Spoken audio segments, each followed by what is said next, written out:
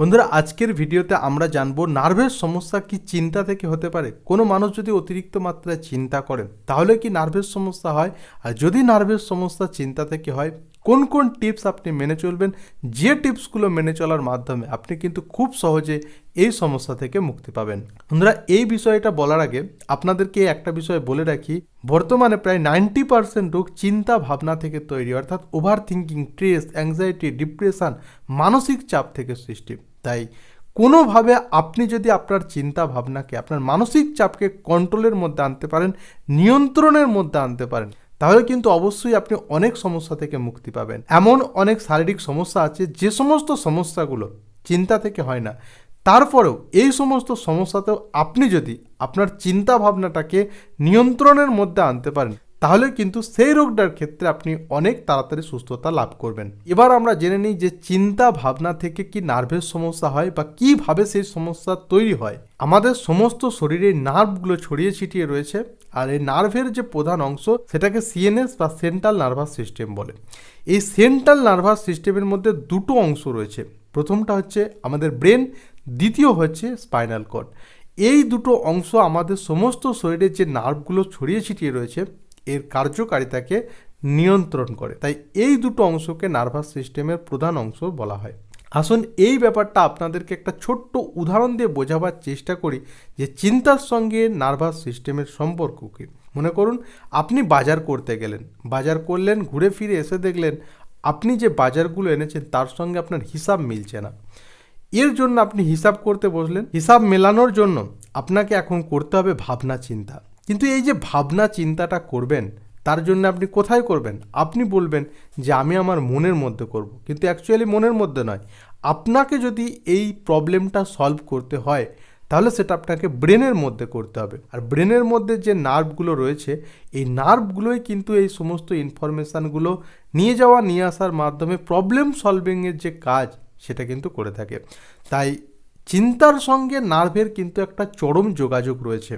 এর সাথে সাথে ঠিক উল্টোভাবেও যদি বলা হয় যে মনের মধ্যে আপনি যেটা ভাববেন তার প্রভাব কিন্তু আপনার ব্রেনের মধ্যেও পড়বে। মনকে দেখা না গেলেও মনের সঙ্গে ব্রেনের কিন্তু একটা চরম যোগাযোগ রয়েছে। তাই ব্রেনে চিন্তা করার কারণে সেই পরিবর্তন যখন আপনার মনের মধ্যে আসছে, যেমন হচ্ছে অন্য মনস্ক হয়ে যাওয়া, আপনি কোনো কিছু মনে রাখতে পারছেন না, ভুলে যাচ্ছেন, আপনি কোনো কাজে মনোযোগ দিতে পারছেন না, আপনার মন খিটখিটে হয়ে যাচ্ছে, সবসময় রেগে রেগে থাকছেন, এই ধরনের যে সমস্যাগুলো দেখা যাচ্ছে সেগুলো ধীরে ধীরে আরও যখন ডেভেলপ করছে, আপনার ঘুম না হওয়ার মতো সমস্যা দেখা যাচ্ছে, কাউকে চিনতে পারছেন না, ভুল বকছেন, এই ধরনের সমস্যাগুলো ব্রেনে চাপ পড়ার কারণে যেমন মনের মধ্যে আসে, আর যখন এটা মনের মধ্যে সিমটমটা ডেভেলপ করছে সেটাকে কিছু কিছু সময় মনোরোগ বলা হচ্ছে, সাইক্রিয়াটিক সমস্যার মধ্যে এগুলো চলে যাচ্ছে। নার্ভের সমস্যা এবং সাইক্রিয়াটিক সমস্যা এই দুটো বিষয় একটু আলাদা হলেও এই দুটোর মধ্যে কিন্তু অনেকখানি মিলও রয়েছে।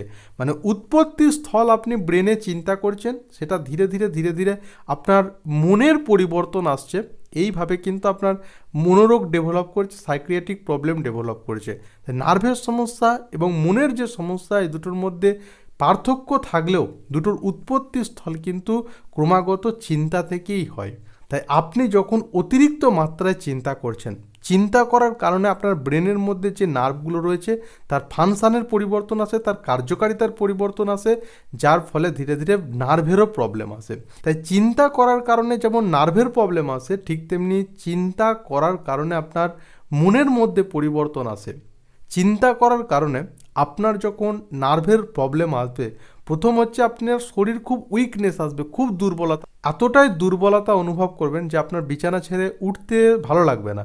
2 নম্বর হচ্ছে আপনার স্মৃতিশক্তি ধীরে ধীরে কমতে থাকবে, আপনি কারো নাম ভুলে যাবেন, চেনা ব্যক্তি তাকে মনে করতে পারবেন না, ছোটোখাটো জিনিস কোথায় রাখবেন সেই সমস্ত জিনিস ভুলে যাবেন, এরকম ছোট ছোট জিনিস কিন্তু দেখা যাবে। আবার অতিরিক্ত চিন্তার কারণে যখন আপনার নার্ভের মধ্যে দুর্বলতা আসবে বা উইকনেস আসবে তখন কিন্তু আপনার হাত পা কাঁপার মতো সমস্যা দেখা যাবে। তাই হাত পা কাঁপা হলো অতিরিক্ত চিন্তা থেকে যদি আপনার নার্ভের সমস্যা হয় সেই সমস্যার একটা অন্যতম লক্ষণ। হাত পা কাঁপার ব্যাপারটা সেটা যে শুধু নার্ভের সমস্যা থেকে হয় তা নয়, এছাড়া আরও অনেক রকমের সমস্যা থেকে হতে পারে। কি কি করতে হবে আপনাকে? প্রথম কাজটা করতে হবে আপনার কোনোভাবে আপনার মনকে শান্ত রাখতে হবে। কারণ আপনি যখন চিন্তা করছেন ব্রেনের উপর চাপ পড়ছে, তখন মনের মধ্যে গোলযোগ দেখা যাচ্ছে। তাই আপনাকে চেষ্টা করতে হবে কোনোভাবে আপনার মনকে শান্ত করার। সেটা আপনি বই পড়ার মাধ্যমে করতে পারেন, কোনো ভালো জায়গায় যেতে পারেন প্রতিদিন, যেখানে আপনার মনটা ভালো হবে, ফ্রি হয়ে যাবে। সমস্ত মানুষের সঙ্গে কথাবার্তা বলুন, নিজেকে হাসি খুশি রাখার পাশাপাশি চেষ্টা করুন সবাইকে হাসি খুশি রাখার। আপনি যখন কোনো মানুষকে হাসি খুশি রাখতে পারবেন, সেটা দেখেই কিন্তু আপনার অটোমেটিক আপনার নিজের মধ্যে একটা আনন্দ আসবে। সেই আনন্দটাই আপনাকে কিন্তু ভেতর থেকে আনন্দের সৃষ্টি করবে। সবচেয়ে বড় যে ব্যাপার হলো লোকের ঝুট ঝামেলা, এই ব্যাপারটা থেকে এড়িয়ে চলুন। যত বেশি লোকের চাপ নেবেন, লোকের কথা ভাববেন, ততই কিন্তু এই সমস্যাগুলো আপনার বাড়তে থাকবে। লোকের কথা বেশি ভাবেন, লোকের কথা বেশি চিন্তা করেন, সবসময় কে কী করছে এইসব দিকে নজর দেন, এগুলো কিন্তু করা যাবে না। ফাইনাল যে টিপসটা দেবো সেটা খুবই কার্যকারী। আপনি সবসময় চেষ্টা করুন আপনার মনকে কোনো কাজে ব্যস্ত রাখার। কারণ আপনি যদি আপনার মনকে ফ্রি সময় দেন, তাহলে কিন্তু ও ফ্রি থাকবে না। ও সবসময় কোনো কাজে নিজেকে ব্যস্ত রাখার চেষ্টা করে। আর কোনো কাজ যখন পাবে না, সে চেষ্টা করবে কোনো কিছু নিজে নিজে অটোমেটিকভাবে তৈরি করে নিয়ে সেটাকেই ভাবতে শুরু করে দেবে। তাই সবসময় নিজেকে ব্যস্ত রাখার চেষ্টা করুন।